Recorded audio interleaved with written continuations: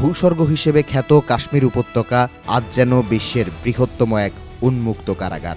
দশকের পর দশক ধরে ভারতীয় সামরিক বাহিনীর দমন পীড়নের শিকার হচ্ছেন উপত্যকার মুসলিমরা। এবার বাংলাদেশের সীমান্তেও শোনা যাচ্ছে আরেক কাশ্মীরের পদধ্বনি। পশ্চিমবঙ্গ রাজ্যের মুর্শিদাবাদের বাহুতলী এলাকার আমিনুল ইসলাম পেশায় একজন সরকারি কর্মকর্তা, অথচ শুধুমাত্র মুসলিম হবার অপরাধে নিজ দেশেই তিনি আজ পরিচয় সংকটে। দেশটির নির্বাচন কমিশনের বিশেষ নিবিড় সংশোধন এসআইআর প্রক্রিয়ার পর ভোটার তালিকা থেকে বাদ গেছে আমিনুলের নাম, সঙ্গে পরিচয় হারিয়েছে তার পরিবারের আরও ৮ সদস্য। পশ্চিমবঙ্গের ১,৩৬,০০,০০০ মানুষের উপর নেমে এসেছে বিজেপি সৃষ্ট এই মানবিক বিপর্যয়, যাদের বিশাল একটি অংশ মুসলিম।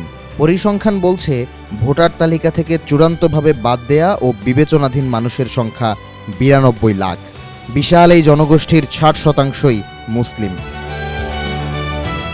এমনকি যে আসনে মুসলিমের সংখ্যা মাত্র ২৫%, তাদের ৯৫%-এরই নাম বাদ দেওয়া হয়েছে ভোটার তালিকা থেকে। সবচেয়ে বেশি টার্গেটে রয়েছে মালদহ ও মুর্শিদাবাদ। এই দুই জেলায় শুরু হয়েছে অঘোষিত মনস্তাত্ত্বিক যুদ্ধ, যা মনে করিয়ে দিচ্ছে কাশ্মীর উপত্যকার দমন পীড়নের কথা। ধর্মীয় পোশাকের কারণে হামলার শিকার হচ্ছেন সাধারণ মানুষ। মাদ্রাসায় নিয়মিত হানা দিচ্ছে এনআইএ ও সিবিআই এর মতো গোয়েন্দা সংস্থা। এছাড়া সীমান্ত লাগোয়া বাসিন্দাদের মুঠোফোন ও বাড়ি তল্লাশিও এখন নিত্য নৈমিত্তিক ঘটনায় পরিণত হয়েছে। কাশ্মীরের মতোই এখানকার মুসলিমদের দেখা হয় সন্দেহের চোখে, যেন মুসলিম হিসেবে জন্ম নেওয়াটাই সবচেয়ে বড় অপরাধ। ৫ বছর আগের বিধানসভা নির্বাচনে পশ্চিমবঙ্গের অন্তত ৩৬টি আসনে জয়ের ব্যবধান ছিল ৫,০০০-এর কম।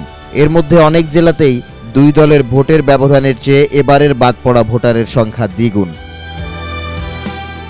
যেহেতু মুসলিম ভোট সাধারণত বিজেপি বিরোধী বাক্সে যায়, সেহেতু এই পরিকল্পিত বর্জন প্রতিদ্বন্দ্বিতাপূর্ণ আসনগুলোতে বিজেপিকে দিচ্ছে অন্যায্য সুবিধা। ভোটাধিকার হরণের এই দীর্ঘসূত্রিতা শেষ পর্যন্ত পুশ ইন বা বাংলাদেশে জোরপূর্বক পুশ ব্যাকের ইঙ্গিত দিচ্ছে। বিএসএফের বার্ষিক রিপোর্ট অনুযায়ী গত এক বছরে প্রায় ৩৫,০০০-এর বেশি মানুষকে অবৈধ অনুপ্রবেশকারী হিসেবে আটক করে আনুষ্ঠানিকভাবে সীমান্তে ফেরত পাঠানো হয়েছে। অন্যদিকে বিজিবি জানিয়েছে গত ৬ মাসে তারা শত শত মানুষকে পুশ ইনের একাধিক চেষ্টা ব্যর্থ করে দিয়েছে।